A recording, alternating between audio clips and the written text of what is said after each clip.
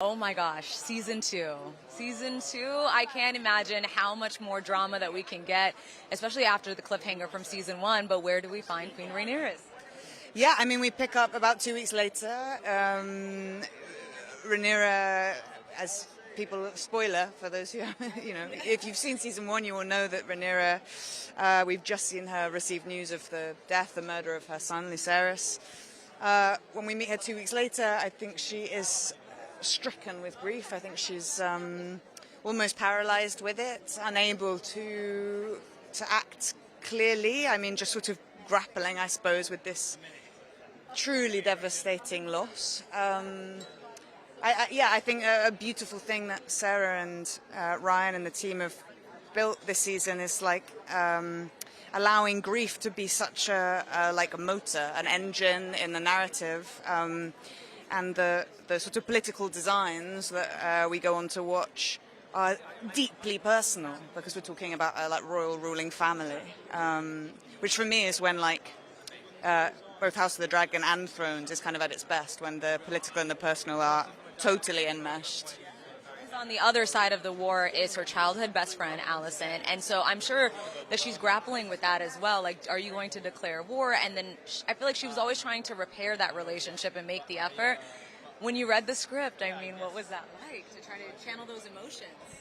Yeah, I mean, it's like it's a hell of an arc, right? And it's long. You're looking at 8 hours of material, and I think a load of the work actually shooting this series was just trying to find a way to be super specific about where you are in space and time, because we cross-shoot the whole series, and so trying to, so much changes every episode. It's sort of why I think it's so exciting. But making sure that you are holding that context really specifically at all times was probably for me the key challenge of this piece of work.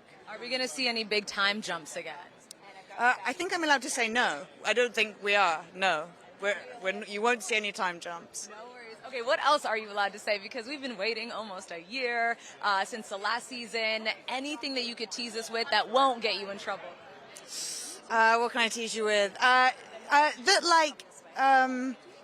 ever, Rhaenyra is sort of surrounded by people who are kind of endlessly critical of her choices, of her sort of war strategy, of her potential ability as a ruler.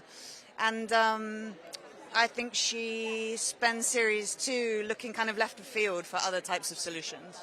Yeah. And lastly, when you were taking on the role of Rhaenyra, was it a little daunting to realize that, you're picking up from the Game of Thrones series that was so beloved, and that you were going to be a focal character?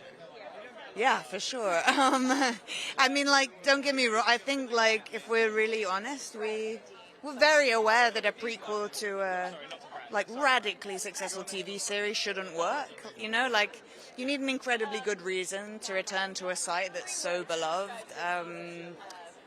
And I think it probably, in some way, the success of the show maybe took us, the actors, by surprise, because we were sort of maybe primed for, I don't know, you don't know, you're in really personal territory. People cherish this world and these characters, and so it's been nice coming back this series and feeling like we had a little bit more license in the space. It's like I got my Westerosi passport finally.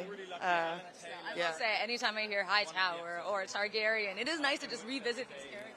It is. I feel the same. That's how I feel actually reading the script sometimes. It's this beautiful, nostalgic feeling, because I'm a Game of Thrones fan. So, yeah.